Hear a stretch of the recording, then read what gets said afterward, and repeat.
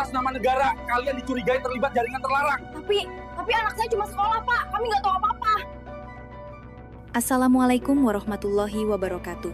Di sebuah malam yang mestinya penuh doa dan ketenangan, terdengar suara pintu dibanting, piring pecah, dan jeritan seorang gadis yang belum sempat menutup mukenanya. 5 pria berseragam masuk tanpa izin, menyentuh tanpa hak, dan menuduh tanpa dasar. Mereka tidak membawa surat perintah. Mereka hanya membawa ego dan kekuasaan. Ibu itu hanya seorang penjual jamu keliling. Anaknya siswi SMA yang selalu juara kelas, belum pernah menyentuh apapun selain buku dan mimpi.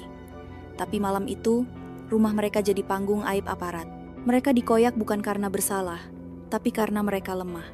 Dan dalam mata sang anak, api itu menyala. Kalau diam adalah pilihan satu-satunya, maka lebih baik dia berteriak, meski harus sendiri. Ini bukan cerita indah, ini luka. Tapi di balik luka, tumbuh tekad yang tak bisa diredam. Tekad untuk membongkar wajah bengis di balik senyum berwibawa. Saksikan bagaimana keberanian gadis biasa bisa mengguncang meja kekuasaan, dan bagaimana kebenaran akhirnya menemukan jalannya meski harus merangkak melewati ancaman, aib, dan air mata. Jika kalimat ini membuat dada Anda sesak, tekan 1. Jika Anda merasa dunia tidak seburuk itu, tekan 0 karena dialoglah yang membukakan mata. Dan jika cerita ini membuat Anda diam sejenak, mungkin sudah saatnya kita tidak diam lagi. Siang itu, udara di kampung Pulau Jaya terasa lengket, matahari menggantung rendah, tapi menyengat. Di jalan kecil dekat pasar, suara ibu-ibu menawar harga cabai bercampur deru motor dan tawa anak-anak yang baru pulang sekolah. Di sebuah gang sempit yang tembus ke JL Raya Harapan Baru, seorang gadis berseragam SMA berdiri di depan warung kelontong. Namanya Sari Lestari. Usianya baru 17 tahun, tetapi sorot matanya sering membuat orang berpikir ia jauh lebih dewasa. Ia menyalakan motor bebek tua milik ibunya, hendak mengantar pesanan tahu ke pelanggan langganan sebelum kembali belajar. Namun takdir punya rencana lain. Saat ia memarkirkan motornya sebentar di depan apotek untuk membeli obat batuk bagi ibunya yang sedang demam, seorang petugas dari Polsek Bekasi Utara mendekat. "Neng, parkir di trotoar itu melanggar aturan," ucapnya dengan nada tak ramah. Sari yang terburu-buru langsung mengangguk minta maaf dan berniat memindahkan motor. Tapi petugas itu sudah lebih dulu mencatat plat nomor dan memanggil rekan lainnya. Dalam hitungan menit, motor milik Sari sudah dinaikkan ke truk derek kecil, dibawa entah kemana. Sari berdiri terpaku, bukan karena malu atau takut, tapi karena bingung dan kesal. Ia tahu parkir di trotoar memang salah, tapi ia hanya berhenti sebentar, dan tak ada rambu larangan yang jelas. Apalagi ia sudah berusaha kooperatif. Tapi di depan para aparat, logika seringkali tidak berlaku. Seorang ibu-ibu yang mengenalnya dari lingkungan RT sempat menepuk pundaknya. "Sabar ya, Neng. Namanya juga aparat," gumamnya lirih, seolah maklum. Malam harinya, di rumah kontrakan kecil yang ditempati Sari dan ibunya, suasana murung. Ibu Sari, Bu Atika, menyuguhkan teh hangat sambil duduk bersila. "Motornya bisa ditebus kan, Duk?" tanyanya dengan suara lelah. Sari mengangguk, menunjukkan secarik kertas tilang yang diberikan tadi siang. "Harus bayar tilang dulu, Bu. Katanya nanti bisa ambil motornya di polsek." Ibu dan anak itu terdiam cukup lama. Motor itu bukan cuma alat transportasi, ia adalah kaki, tangan, bahkan urat nadi keluarga kecil mereka. Tanpa motor, kiriman sayur terganggu. Penghasilan pun akan menurun. Sari tahu ia tak bisa membiarkan ini berlarut. Keesokan harinya, seusai sekolah, Sari langsung menuju bank BRI terdekat. Ia mengantri sambil membawa surat tilang dan selembar uang 100 ribuan yang sudah disiapkan sejak pagi. Petugas bank menyambutnya dengan ramah. Proses pembayaran berjalan lancar, meski jantung Sari terus berdetak cepat. Setelah menerima bukti pembayaran, ia langsung menuju rumah, mempersiapkan dokumen, menyalin fotokopi, dan memasukkannya ke dalam map plastik biru. Hari ketiga, Sari bangun lebih awal. Ia mengenakan seragam SMA-nya yang rapi, menyisir rambut dengan teliti, dan menyelipkan map ke dalam tas selempang. Sebelum berangkat, ia mencium tangan ibunya. "Doakan lancar ya, Bu." "Sari ambil motor hari ini," ucapnya pelan. Bu Atikah tersenyum, walau matanya tampak khawatir. Di halaman Polsek Bekasi Utara, Panas matahari menyambut dengan kejam. Asap dari warung kopi depan kantor bercampur dengan bau solar dan debu jalanan. Sari berdiri tegak di depan pos penjagaan, mengucap salam dengan suara pelan. Petugas jaga menatapnya dari atas ke bawah sebelum menunjuk ke arah lorong. "Langsung ke ruang administrasi, Neng," katanya tanpa senyum. Lorong dalam polsek seperti dunia lain, dingin, sunyi dan penuh tekanan. Sari berjalan perlahan, menahan napas, melewati beberapa meja dan wajah asing. Sesampainya di ruang administrasi, ia menyerahkan map dengan tangan agak bergetar. Petugas administrasi, seorang bapak parubaya, menerima dengan datar. Ia membuka map, mengecek lembar pembayaran, kemudian mengangguk. "Sudah lengkap, ambil motornya ke bagian belakang. Ketemu Pak Damar," ucapnya sambil menutup map dan mendorongnya kembali. Nama itu belum pernah Sari dengar, tapi ia mengangguk patuh, mengucapkan terima kasih, lalu melangkah keluar ruangan. Di luar, ia menghela napas panjang, proses administratif sudah selesai. Sekarang tinggal ambil kunci, dan ia bisa membawa pulang motor. Setidaknya, begitu harapannya. Lorong menuju bagian belakang polsek lebih sempit dan gelap. Lampu neon berkedip di beberapa sudut. Sari berjalan pelan, berusaha tetap tenang. Tapi setiap langkah terasa berat, seolah ada sesuatu yang menunggu di ujung lorong itu, sesuatu yang tidak tertera di prosedur. Sari tiba di depan pintu berwarna kusam bertuliskan inventaris, barang bukti. Ia mengetuk pelan, lalu membuka pintu. Ruangan itu pengap, penuh asap rokok. Seorang pria bertubuh besar duduk di balik meja besi, mengenakan seragam polisi dengan pangkat Aibtu. Di saku bajunya, tersemat nama, Damar Santosa. Ia menatap Sari tanpa senyum, hanya isyarat dengan kepala untuk mendekat. "Kamu Sari?" tanyanya singkat. "Iya Pak, saya mau ambil motor." "Ini mapnya," jawab Sari sambil mengulurkan berkas. Pak Damar mengambil map itu, hanya menatapnya sekilas, lalu menyelipkannya ke sudut meja. "Duduk dulu," perintahnya. Sari patuh. Ruangan itu sunyi. Hanya ada suara kipas tua berdecit dan bunyi ketikan pelan dari komputer di pojok. Hawa mulai berubah. Entah mengapa, Sari merasa sesuatu yang tidak baik akan terjadi. Ia berusaha tersenyum kecil, tapi wajah Damar tetap dingin. "Kalau mau cepat, tambah 500, ucapnya pelan namun jelas. Sari mengerutkan dahi. "Maksudnya Pak?" tanya dia. Walau dalam hati sudah mengerti. 500.000, biar langsung saya keluarkan kuncinya. Ucapannya santai, seolah itu hal biasa. Sari menunduk sebentar, menelan ludah. Ia bisa saja diam, membayar, dan urusan selesai. Tapi itu bukan dirinya. Ia tahu, jika ia tunduk sekarang, maka semua yang diajarkan ibunya tentang kejujuran akan sia-sia. Dengan suara pelan, namun mantap, ia menjawab, "Maaf Pak, saya sudah bayar resmi. Ini semua ada buktinya. Saya nggak punya uang lebih." Pak Damar mendengus, menyandarkan tubuh, menatap Sari lama. Tidak berkata apa-apa. Tapi Sari tahu, ia baru saja memulai sesuatu yang tidak sederhana. Dan dalam hati kecilnya, ia siap menghadapi apapun yang datang meski sendirian. Ruangan tempat Sari duduk kini terasa lebih sempit dari sebelumnya. Meski ukurannya hanya sekitar 3 kali 4 meter, hawa di dalam seolah menghimpit dadanya. Di luar, matahari terus menyengat. Tapi di sini, dinginnya bukan dari pendingin ruangan melainkan dari sikap orang yang duduk di depannya. Pak Damar tidak terburu-buru bicara. Ia menyandarkan punggung ke kursi, mengangkat tangan ke atas kepala, lalu menghela napas panjang seolah sedang menimbang-nimbang. Sari hanya bisa menunduk, kedua tangannya saling menggenggam di atas lutut, menahan getaran yang mulai muncul. Ia tidak tahu apa yang akan terjadi setelah ini, tapi ia yakin satu hal. Dia tidak akan menyerah pada pungli. "Jadi kamu nggak mau bayar?" Suara Damar akhirnya terdengar. Tenangnya justru lebih menyeramkan dari ancaman. "Saya sudah bayar sesuai ketentuan, Pak," jawab Sari pelan namun jelas. "Kalau memang masih ada prosedur, saya siap ikuti, asal resmi." Kalimat itu membuat Damar menyipitkan mata. Ia duduk tegak, mencondongkan tubuhnya, lalu mengetuk meja besi dengan 2 jarinya. "Resmi? Kamu pikir semua urusan bisa selesai cuma dengan lembaran kertas dari bank?" Sari mengangkat wajah. Matanya bertemu dengan tatapan tajam lelaki itu.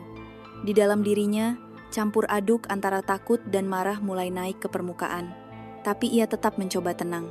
Kalau Bapak bilang ada prosedur tambahan, tolong dijelaskan. Tapi jangan minta uang yang tidak tertulis, katanya. Damar tertawa pelan. Bukan karena lucu, tapi karena merasa direndahkan. Kamu masih bocah SMA, udah berani ngatur-ngatur saya, tanyanya dengan nada menekan. Saya nggak ngatur, Pak. Saya cuma minta penjelasan. Seketika, atmosfer ruangan berubah. Damar bangkit dari kursi, berdiri tepat di depan Sari. Tubuhnya besar, bayangannya menutupi cahaya dari jendela kecil di belakang. Beberapa detik, tak ada yang bicara. Sari tetap duduk, tidak bergerak. Hatinya berdetak cepat, tapi ia menolak mundur. Damar memandangnya lama, kemudian melangkah ke arah pintu, membukanya lebar. Ikut saya, katanya singkat. Sari ragu sejenak lalu berdiri dan mengikuti langkah Damar keluar dari ruangan. Lorong kembali mereka lewati, kali ini menuju halaman belakang polsek. Di sana, di bawah terik matahari, beberapa petugas polisi duduk santai di bangku panjang. Mereka semua mengenakan seragam coklat muda, sebagian merokok, sebagian ngobrol ringan. Begitu melihat Damar datang bersama seorang gadis berseragam sekolah, beberapa dari mereka menghentikan percakapan. Wah, ada tamu nih, kata salah satu dengan senyum sinis. Damar tidak membalas. Ia langsung berjalan ke tengah halaman, lalu berteriak, Raka, Denny, Iwan, Suryo, sini kalian. 4 polisi muda berdiri dari tempat duduk mereka dan berjalan mendekat. Sari semakin cemas. Ia tidak tahu apa yang akan dilakukan orang-orang ini, tapi firasatnya mengatakan ini bukan prosedur resmi. Damar berdiri tegak di tengah lingkaran yang mulai terbentuk. Ia menunjuk Sari lalu berkata lantang, ini bocah sok tahu, bilang saya pungli, bilang semua sudah dibayar. Kalau begitu, kita selesaikan di sini. Ucapan itu disambut tawa kecil dari beberapa petugas yang menonton. Suara mereka seperti gema yang menyakitkan. Sari berdiri terpaku. Apa maksud semua ini? Apa benar ia akan diadu, dihina, bahkan mungkin disakiti di tempat umum? Semua karena ia menolak memberi uang. Napasnya mulai tidak teratur. Tapi di dalam dirinya, sebuah suara berkata, jangan mundur. Sekali kamu diam, mereka akan terus seperti ini. Damar menatap ke-4 bawahannya. Kalian, bantu saya uji keberanian anak SMA ini, katanya sambil menyeringai. Raka, polisi bertubuh tinggi, melipat tangan di dada. Udah nyerah aja, Neng. Nggak mungkin kamu menang, ucapnya sambil tertawa. Sari mengepalkan tangan. Ia tahu ia tak akan menang dengan kekuatan. Tapi jika hari ini ia mundur, bukan hanya motornya yang hilang, tapi harga dirinya juga. Ia menarik napas panjang dan melangkah maju 1 langkah. Saya nggak akan bayar uang haram itu, katanya lantang. Suaranya menggetarkan udara panas halaman. Tawa dan gumaman berhenti. Beberapa petugas saling pandang. Sari berdiri sendiri, tapi keputusannya bulat. Damar Mahu, kamu kira dengan ngomong begitu, kamu hebat? Ia mengangkat tangannya, menunjuk ke wajah Sari. Kalau kamu mau bukti, kita tunjukkan siapa yang punya kuasa di sini. Ucapannya menjadi sinyal. Raka melangkah cepat ke arah Sari dan tanpa aba-aba, mendorong bahunya. Tubuh Sari terjatuh ke aspal. Suara debum tubuhnya membentur tanah membuat beberapa orang meringis. Sari mengerang pelan, menahan perih di siku dan lututnya. Tapi ia tidak menangis. Ia menggigit bibirnya, menghapus debu dari pipi, dan perlahan bangkit berdiri. Sorot matanya tak lagi ragu. Ia tahu ini bukan soal motor lagi. Ini soal harga diri, tentang keberanian melawan sesuatu yang selama ini membuat banyak orang memilih diam. Ia berdiri, menghadap para polisi, dan meski kakinya sedikit gemetar, ia tetap berdiri tegak. Damar mendekat, wajahnya penuh amarah. Kamu masih mau melawan? Tanyanya keras. Sari tidak menjawab. Ia hanya menatap lurus ke depan. Di sekeliling mereka, para polisi menonton seperti sedang melihat pertunjukan. Beberapa merekam dengan ponsel, mungkin hanya untuk bahan tertawaan nanti. Tapi satu di antara mereka, seorang polisi perempuan muda bernama Bribda Anissa, menatap berbeda. Ia berdiri agak jauh, ponselnya di tangan, tapi tidak tersenyum. Matanya serius. Ia melihat bukan sekadar seorang gadis remaja, tapi seseorang yang sedang mempertaruhkan segalanya demi sebuah kebenaran. Sari melangkah maju. Kalau memang saya harus lawan satu-satu, saya nggak takut, katanya. Kalimat itu membuat Damar tertawa terbahak, tapi tawanya terdengar getir. Ia tidak menyangka, seorang anak perempuan bisa berdiri setegak ini di hadapan 5 aparat laki-laki. Dan saat itulah, konflik berubah menjadi nyata. Sari siap menghadapi apapun, bukan karena ia yakin menang, tapi karena ia tidak rela hidup dalam diam.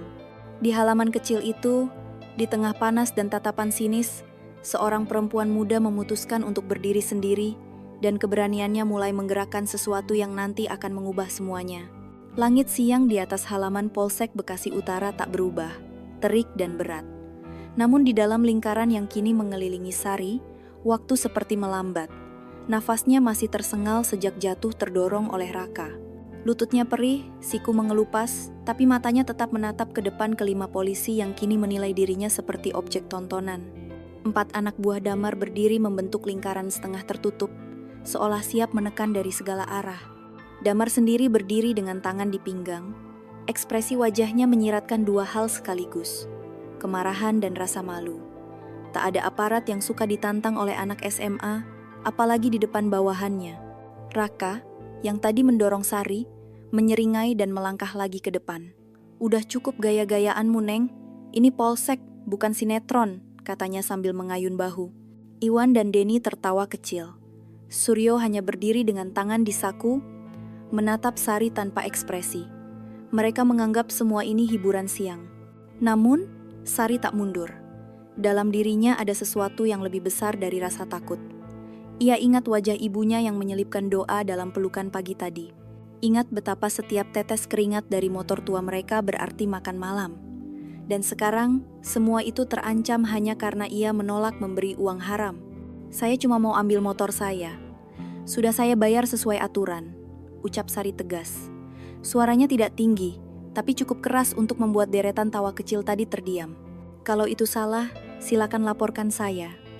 Tapi jangan hina saya di halaman kantor ini." Kalimat itu menggema. Beberapa polisi yang menonton dari jauh saling bertukar pandang. Tak ada yang menyangka gadis berseragam putih abu-abu ini bisa bicara seberani itu. Bahkan Damar sendiri tampak sedikit tertegun, meski ia cepat menyembunyikannya di balik sikap keras. Ia melangkah maju, lalu memandang Sari dari dekat. "Kalau kamu mau diuji keberanianmu, ayo," ujarnya dingin. "Kita main adil, 5 menit. Kalau kamu bisa bertahan, motormu saya keluarkan. Kalau tidak, kamu pulang dengan pelajaran baru." "Ortora." Tanpa memberi waktu berpikir, Damar mengangguk ke anak buahnya. Suryo menjadi yang pertama melangkah, mencoba menangkap pergelangan tangan Sari. Tapi gadis itu sudah waspada. Dengan langkah cepat, ia menghindar ke kanan. Gerakannya lincah, seperti penari silat di panggung latihan. Sari pernah belajar bela diri dasar di sekolah, bukan untuk berkelahi, tapi untuk membela diri. Suryo tampak kaget, tapi tak menyerah. Ia menyerang lagi, kali ini lebih agresif. Sari merunduk, lalu dengan refleks menendang kaki Suryo.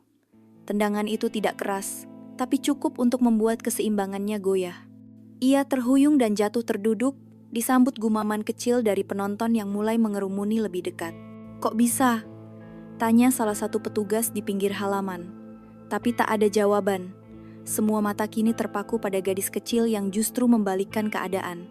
Raka, yang merasa dipermalukan, langsung maju. Ia jauh lebih tinggi dan kekar. Kali ini ia tidak main-main.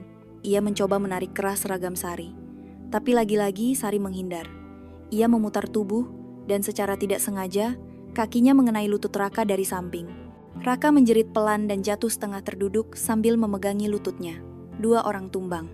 Denny dan Iwan kini tampak ragu. Denny maju perlahan, sementara Iwan menahan diri. Damar mulai kehilangan kesabaran. "Apa kalian takut lawan anak SMA?" teriaknya. Tapi justru teriakan itu membuat suasana makin canggung. Yang tadinya tampak seperti pertunjukan lucu, kini mulai terasa salah arah. Sari sendiri sudah kelelahan. Nafasnya berat, tapi ia menolak jatuh.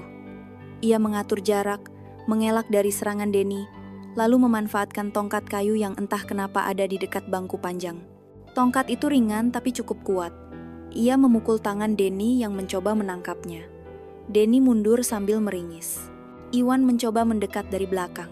Tapi Sari, yang kini didorong oleh adrenalin, memutar badan dan menghantamkan tongkat ke arah perut Iwan. Lelaki itu terbungkuk dan jatuh. 4 orang tumbang. Damar kini tinggal sendiri. Wajahnya merah, bukan karena malu semata, tapi karena harga dirinya sebagai atasan diinjak-injak oleh gadis berseragam sekolah.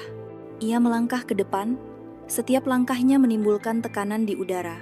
"Sudah cukup main-main," katanya. Suaranya berat dan menggema. Sari mengangkat kepala. Tangannya masih menggenggam tongkat, tapi ia tahu, ini bukan soal tongkat, ini soal keyakinan. Ia menatap Damar, dan untuk sesaat, tidak ada apapun di dunia ini, kecuali 2 sosok itu berdiri dalam 2 sisi perlawanan, satu karena kuasa, satu karena keadilan. Damar melemparkan topinya ke tanah, lalu mengayunkan tangan seperti palu godam. Tapi Sari sudah siap. Ia menunduk, lalu menyerang balik dengan lutut ke perut. Damar terhuyung, tapi belum jatuh.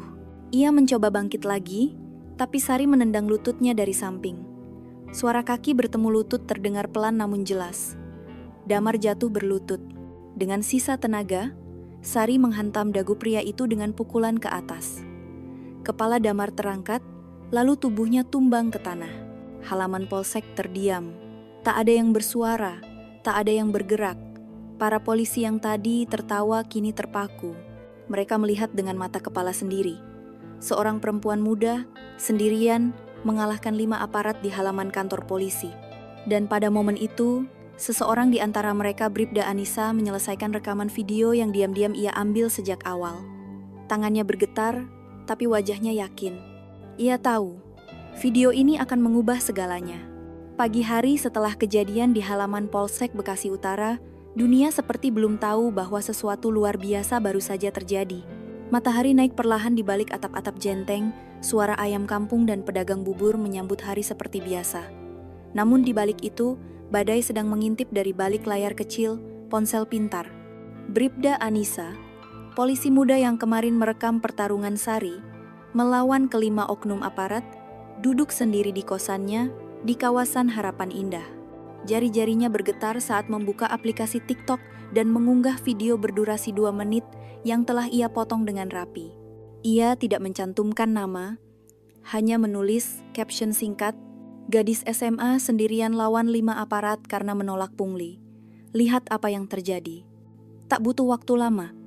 Dalam hitungan menit, video itu mulai disukai, dibagikan, dan dikomentari.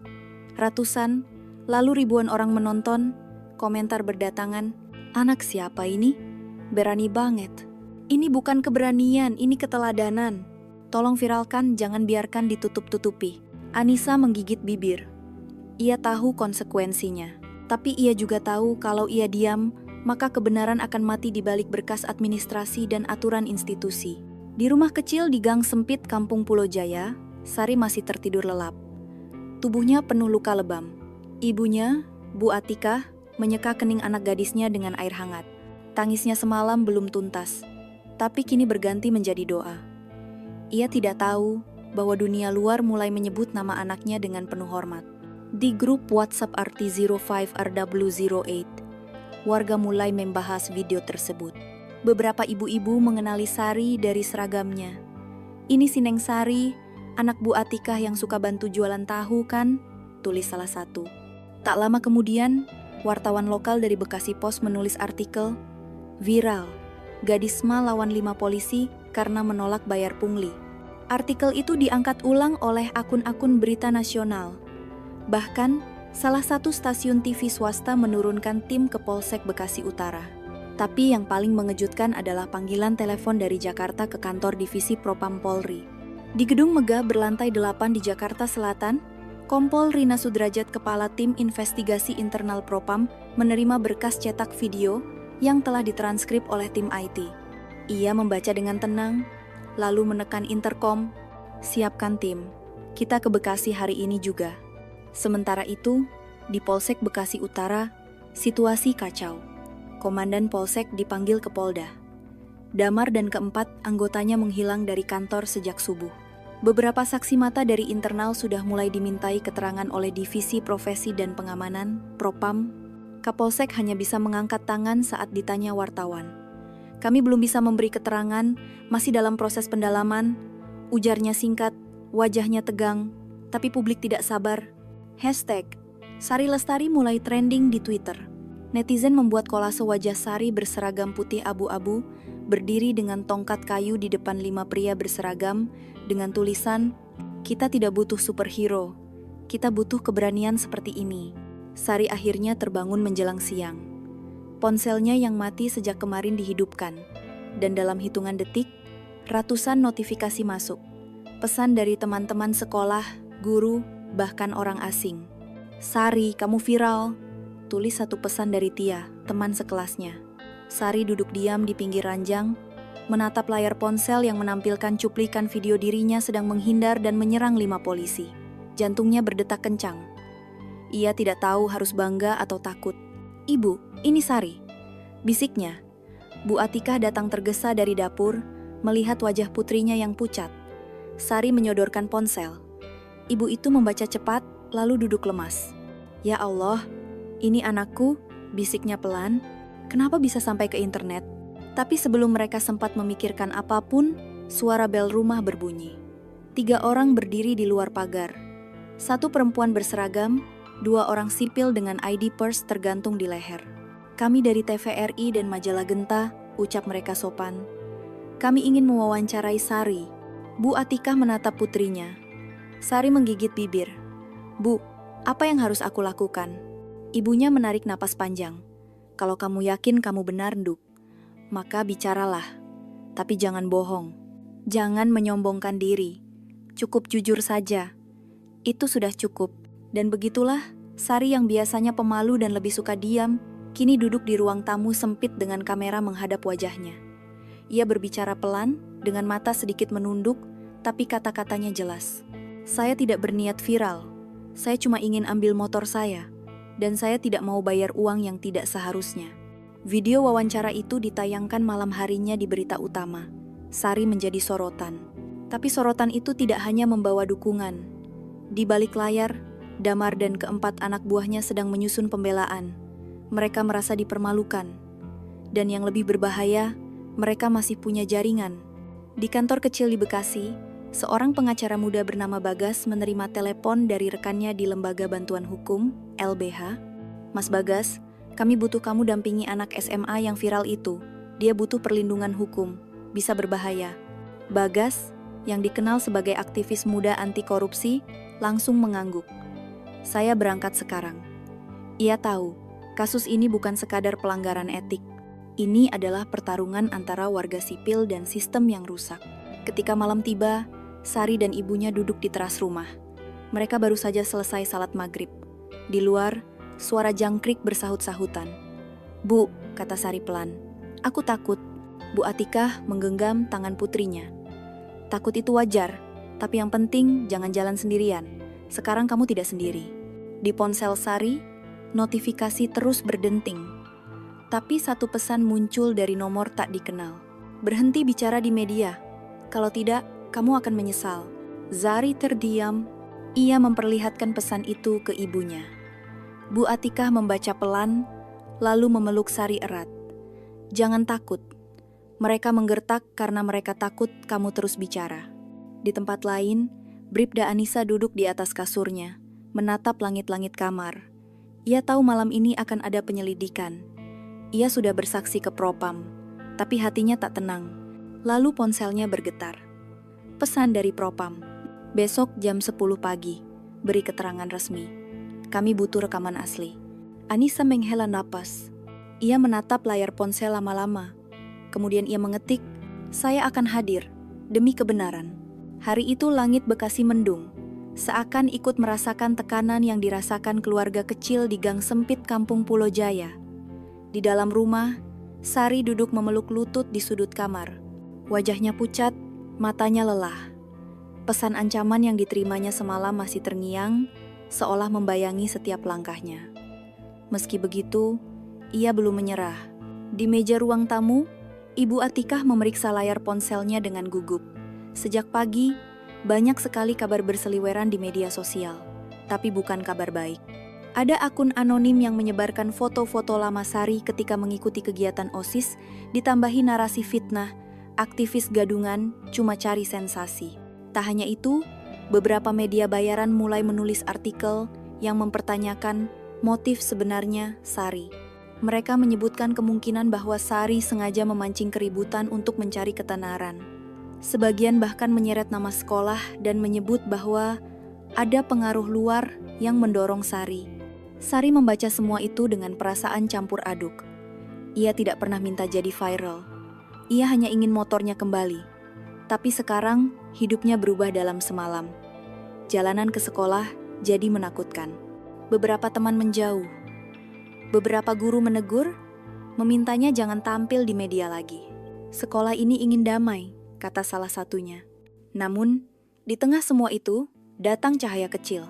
Siang itu, seseorang datang mengetuk pintu rumahnya.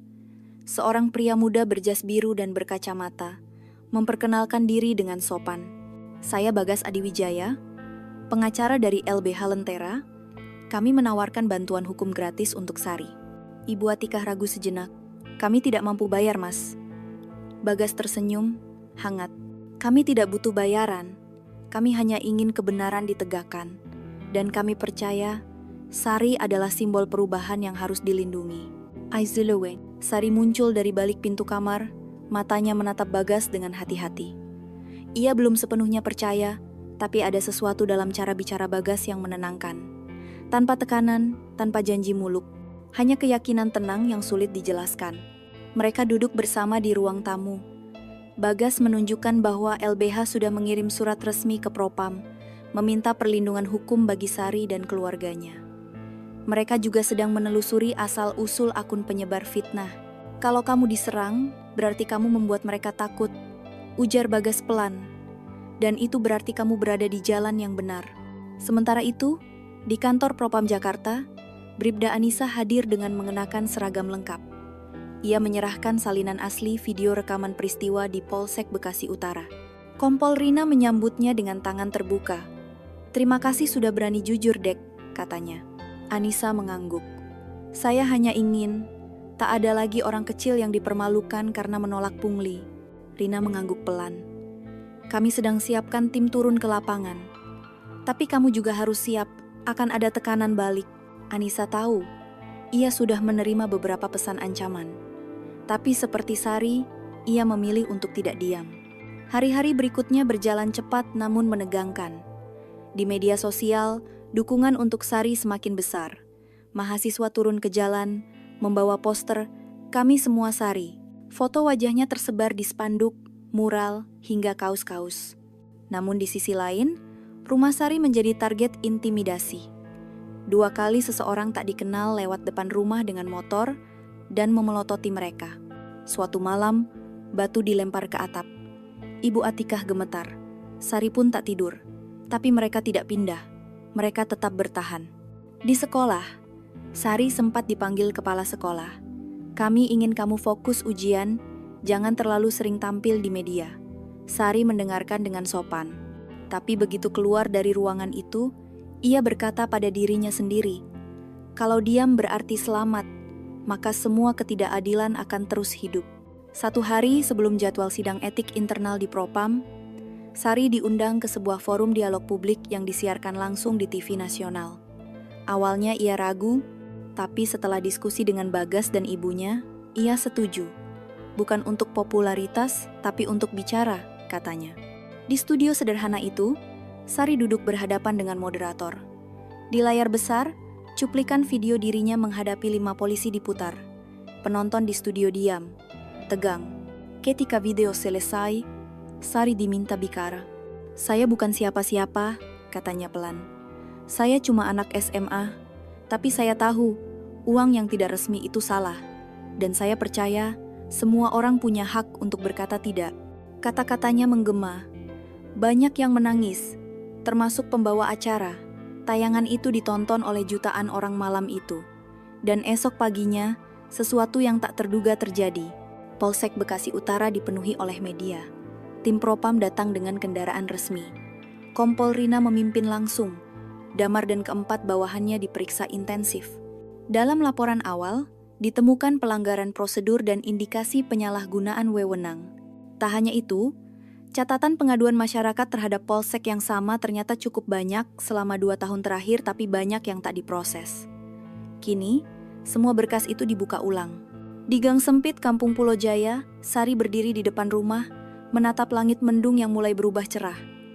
Ia belum tahu apa yang akan terjadi setelah ini, tapi ia tahu satu hal, ia tidak lagi sendiri. Di dekatnya, Bagas menelpon seseorang.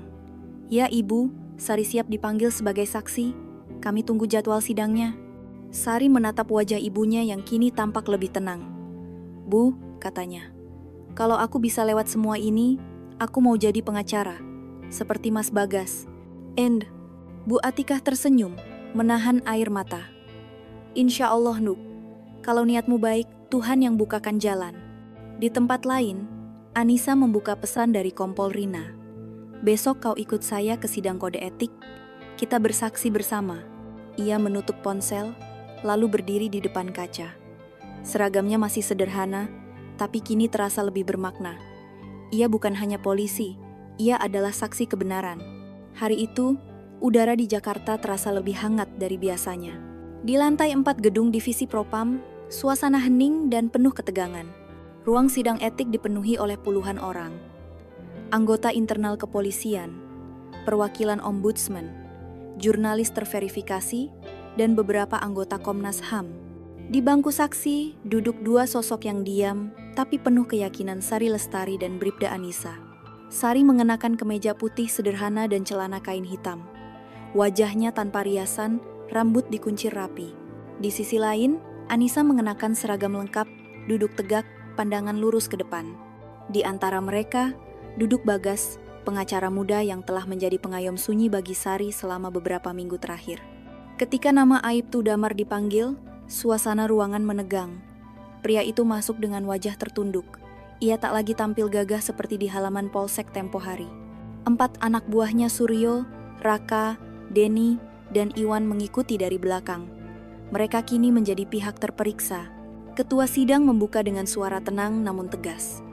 "Kami akan mendengarkan kesaksian langsung dari korban dan saksi internal." Matanya mengarah ke Sari. "Silakan." Sari berdiri. Kakinya sempat gemetar, tapi ia menarik napas panjang. Ia mengingat kata-kata ibunya malam tadi. "Jangan bicara untuk membalas, bicara untuk memperjelas." "Edpir." Dengan suara perlahan tapi mantap, Sari menceritakan kronologi peristiwa dari kejadian tilang, saat ia membayar denda secara resmi, sampai ke hari ketika ia mendatangi polsek untuk mengambil motor dan perlawanan yang terjadi ketika ia menolak memberikan uang pungli. Beberapa petugas mencatat cepat. Kamera internal merekam seluruh proses. Tak ada emosi berlebihan, tak ada drama, hanya kebenaran yang disampaikan dengan tenang. Di akhir kesaksian, Sari berkata, "Saya hanya ingin hidup tenang, tapi saya tahu kalau saya diam, semua ini akan terus terjadi pada orang lain." Bribda Anissa menyusul memberikan kesaksian. Ia menyerahkan bukti video asli, menyatakan bahwa ia merekam karena sudah terlalu lama melihat ketidakadilan di balik seragam. Suaranya bergetar, tapi ia tak mundur. Setelah kesaksian selesai, giliran terperiksa memberi pembelaan. Damar mencoba menyalahkan Sari, mengklaim bahwa anak itu bersikap provokatif dan mengganggu ketertiban kantor. Namun video membantah semua narasinya. Panelis dari Komnas HAM menyela, apakah memukul dan mengancam seorang pelajar tanpa surat resmi adalah prosedur? Damar terdiam. Sementara itu, di luar ruang sidang, masyarakat berkumpul. Puluhan mahasiswa, aktivis, dan warga membawa poster, "Kami dukung Sari, bubarkan polisi pungli, reformasi polsek sekarang." Media nasional menayangkan secara langsung. Bahkan Presiden sempat memberi pernyataan singkat di Twitter. "Kami tidak mentolerir penyalahgunaan wewenang. Biarkan hukum berjalan." Bagas menatap layar ponselnya dan tersenyum. "Kamu bukan hanya gadis pemberani, Sar," bisiknya. "Kamu sudah jadi simbol."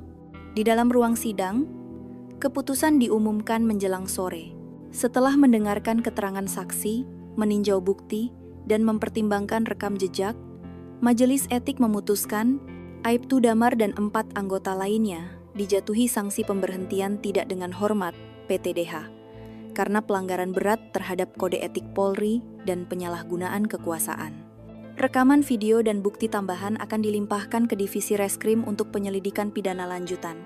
Suara tepuk tangan spontan terdengar dari bagian belakang ruangan. Sari memejamkan mata, menggenggam tangan Anissa yang duduk di sebelahnya. Tak ada air mata, hanya kelegaan mendalam. Setelah keluar dari gedung, Sari dikerubungi wartawan. Tapi kali ini, ia tersenyum. Ia tidak lagi menyembunyikan wajahnya. Ia menatap kamera dan berkata, "Saya tidak ingin terkenal. Saya hanya ingin kita semua berani bilang tidak saat dipaksa berbuat salah." Kalimat itu dibagikan ulang ribuan kali. Sari diundang ke forum-forum diskusi. Beberapa kampus memintanya menjadi pembicara tamu. Ada yang mengusulkan pemberian penghargaan sipil. 2 minggu kemudian, Kapolri mengumumkan pembentukan Satuan Tugas Reformasi Etik di kepolisian lokal, dimulai dari Polsek Bekasi Utara. Kompol Rina ditunjuk sebagai penanggung jawab sementara. Ia membawa perubahan, menghapus pungli, membuka ruang pengaduan warga, dan menerapkan rotasi personel. Sari, meski lelah, tetap datang ke sekolah. Teman-temannya kini menyapanya dengan hormat. Bahkan kepala sekolah yang sempat memintanya diam, kini mengundangnya ke podium upacara untuk memberikan pidato. Di depan siswa-siswi SMA, Sari berdiri dan berkata, "Jangan takut, karena kebenaran, walau sendirian, tetap kebenaran. Dan kalau kalian percaya pada diri sendiri, kalian bisa ubah apa yang terlihat mustahil." Di malam yang hening, Sari duduk bersama ibunya di teras rumah. Udara Bekasi lebih sejuk. Ibu Atikah menyeduh teh manis dan mengiris pisang goreng. "Sari," kata ibunya lembut, "Ibu bangga, tapi kamu sudah cukup. Sekarang waktunya kembali jadi anak SMA biasa." Sari tertawa kecil. "Aku juga ingin, Bu, tapi kadang keadaan yang tidak membiarkan kita biasa-biasa saja." Bu Atikah menatap langit. "Ya, tapi asal kamu tidak lupa asalmu, kamu akan baik-baik saja." Oud Maritana. Malam itu, mereka duduk berdua, diam, menikmati kedamaian kecil setelah badai panjang. Tapi kedamaian itu tidak bertahan lama. Di layar ponsel Sari, masuk pesan dari nomor tak dikenal. "Perjuangan belum selesai. Masih banyak aparat seperti Damar. Siap bantu?" Sari membaca pelan, lalu memalingkan wajah ke ibunya. "Bu, kalau ternyata banyak orang yang mengalami hal sama, apa aku boleh bantu mereka?" Bu Atikah menatap anak gadisnya, kali ini dengan senyum yang tenang. "Kalau kamu yakin, Duk, yah, bantu. Tapi jangan sendirian." Hari-hari setelah sidang etik itu seperti air pasang yang lambat tapi pasti naik. Nama Sari Lestari kini dikenal luas, bukan hanya di Bekasi, tapi sampai ke pelosok desa dan sudut kota besar. Ia tidak hanya menjadi simbol keberanian, tapi juga pengingat bahwa perubahan bisa datang dari suara paling sederhana. Di rumahnya yang sempit, Sari tak sempat beristirahat lama. Setiap hari, ada saja yang datang wartawan, mahasiswa, ibu-ibu korban pungli, bahkan petugas dari LSM yang ingin berkolaborasi. Banyak yang membawa kisah tentang sepeda motor yang ditahan karena alasan sepele, tentang pemuda yang dipukul karena menolak bayar jalan pintas. Sari tak bisa menampung semua, tapi ia tak bisa menolak. Ia tahu, dirinya bukan lagi hanya seorang siswa. Ia telah menjadi tempat tumpuan harapan orang-orang yang selama ini dibungkam. Suatu sore, Sari didatangi 2 perempuan muda berhijab. Yang satu memperkenalkan diri sebagai Rani, karyawan toko roti. Yang lain, Lilis, penjual pulsa di dekat stasiun Kranji. Keduanya datang dengan mata sembab dan suara gemetar. "Kami tahu kamu sibuk," kata Rani. "Tapi kami cuma mau cerita. 2 minggu lalu motor kami ditahan karena katanya melanggar jalur, padahal cuma berhenti beli air minum." Sari mendengarkan. Di sebelahnya, Bagas mencatat. "Ada surat tilang?" tanya Bagas. "Tidak ada, hanya kata-kata. Kami disuruh bayar 500.000 kalau mau motor kembali." Lilis menyambung, "Kami nggak punya uang segitu, jadi motor masih di sana, di polsek yang sama." Mendengar itu, wajah Sari menegang. Ia menatap Bagas. "Apakah sudah dibuka pengawasan?" "Sudah," jawab Bagas. "Tapi sistem belum bersih. Masih ada yang main belakang." Sari berdiri. Kalau begitu, ayo kita bantu mereka ambil kembali motor itu.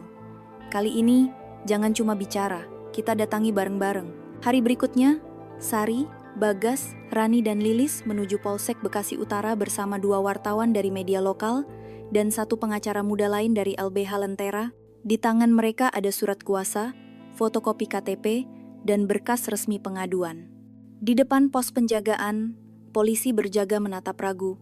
Mereka tahu siapa Sari. Salah satu dari mereka membisikkan sesuatu ke rekannya dan segera menghubungi atasan. Namun kali ini, mereka tak bisa bersikap kasar, semuanya terekam kamera. Bagas menyerahkan berkas dengan sopan tapi tegas. Kami ingin mengambil kembali kendaraan yang ditahan tanpa prosedur. Petugas itu berkeringat. Ia mundur sebentar, lalu kembali dengan kunci dan surat. Kami mohon maaf, mungkin ada kesalahpahaman. Rani dan Lilis menatap satu sama lain, hampir tak percaya. Cepat sekali, bisik Lilis. Sari tersenyum. Kalau dilakukan bersama-sama dan dengan benar, tidak semua hal harus sulit. Kisah ini segera tersebar. Tapi kali ini, Sari tidak muncul sendiri. Ia tampil bersama Rani dan Lilis dalam wawancara TV. Wartawan bertanya, "Sari, apa kamu akan terus membantu kasus-kasus seperti ini?" Sari menjawab tanpa ragu, "Saya tidak tahu sampai kapan. Tapi selagi masih ada orang yang merasa sendiri, saya ingin bilang, kalian tidak sendirian." Sementara itu, di lingkungan Mabes Polri, inisiatif Propam untuk reformasi etika lokal mulai mendapat perhatian. Kompol Rina membentuk tim investigasi daerah untuk mengaudit polsek-polsek bermasalah. Beberapa aparat dicopot, beberapa dipindahkan. Di kampus hukum Universitas Indonesia, sebuah seminar diadakan dengan tema peran warga sipil dalam mendorong reformasi institusi. Salah satu pembicara undangan, Sari Lestari. Di panggung, Sari duduk bersama dosen dan akademisi. Ia bukan mahasiswa. Ia bahkan belum lulus SMA. Tapi di antara mereka, ia justru paling banyak ditanya. Seseorang dari audiens bertanya, "Apa yang membuat kamu berani? Bukankah risiko terlalu besar?" Sari menunduk sejenak, lalu menjawab, "Saya takut, tentu. Tapi saya lebih takut jika suatu hari adik saya atau anak-anak kita nanti hidup dalam sistem yang menindas, dan saya tidak melakukan apa-apa." Tepuk tangan bergema.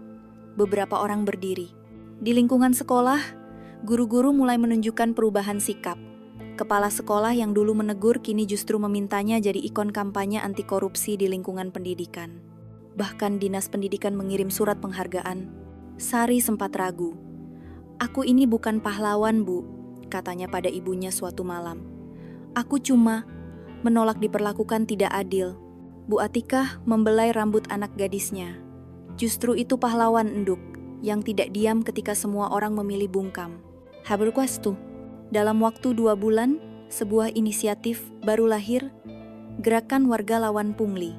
Dimulai dari komunitas kecil WhatsApp yang dibuat Sari dan Bagas, kini sudah berkembang jadi forum daring dengan ribuan anggota. Mereka saling berbagi cerita, strategi, dan bantuan hukum. Namun di tengah semua keberhasilan itu, Sari tahu, masih ada banyak tantangan. Suatu malam, saat ia membuka laptopnya, masuk email dari seseorang tak dikenal. Isinya bukan ancaman melainkan permohonan. "Saya ibu dari anak laki-laki yang ditahan tanpa bukti. Saya tak punya uang untuk pengacara. Bisa bantu kami, Neng?" Sari membaca pelan. Ia menutup laptop, lalu menatap langit-langit kamarnya. Di dinding, masih tergantung piagam penghargaan dari Pemprov Jawa Barat. Ia berbisik pada dirinya sendiri.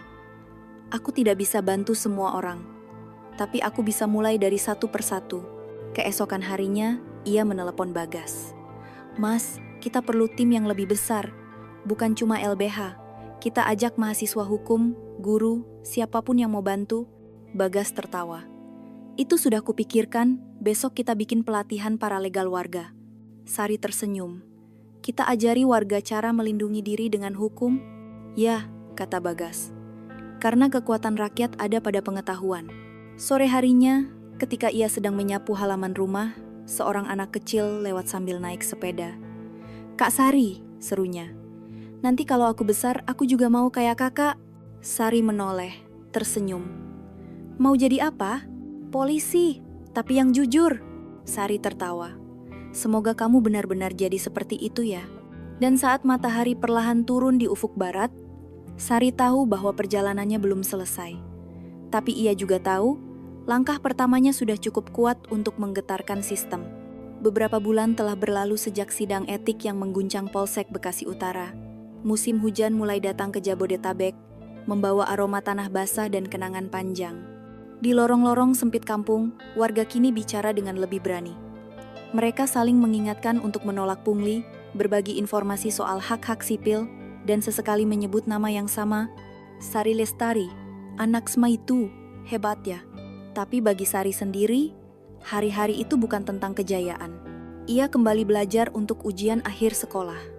Ia bangun pagi, membantu ibunya belanja ke pasar, dan hanya sesekali muncul di media lebih banyak sebagai narasumber tertulis daripada bintang televisi. Ia tahu, ketenaran bisa pergi kapan saja, tapi dampak bisa tinggal lebih lama. Di ruang tamu rumah kecilnya, kini berdiri sebuah papan kayu dengan tulisan tangan, Posko Bantuan Hukum Rakyat RW 8. Posko itu buka setiap Sabtu dan Minggu sore. Bukan kantor resmi, hanya tikar plastik, 1 kipas, dan 2 termos teh hangat. Tapi setiap minggu, selalu ada warga datang. Hari itu, Pak Suyatno, seorang pengemudi ojek pangkalan, datang membawa anaknya. Motor mereka pernah ditahan karena knalpot bising, padahal hanya modifikasi ringan. Lewat bantuan komunitas, surat keberatan diajukan, dan unit motornya dikembalikan tanpa biaya. "Terima kasih, Neng Sari," kata Pak Suyatno sambil menjabat tangan Sari.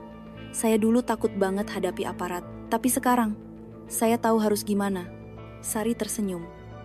"Bukan saya yang hebat, Pak, tapi Bapak yang berani bicara." Di tempat lain, perubahan mulai terjadi secara struktural. Polsek Bekasi Utara menjalankan sistem pengawasan internal dengan kamera tubuh body cam untuk tiap anggota yang bertugas. Kotak pengaduan digital dipasang di halaman Polsek, bisa diakses warga secara anonim.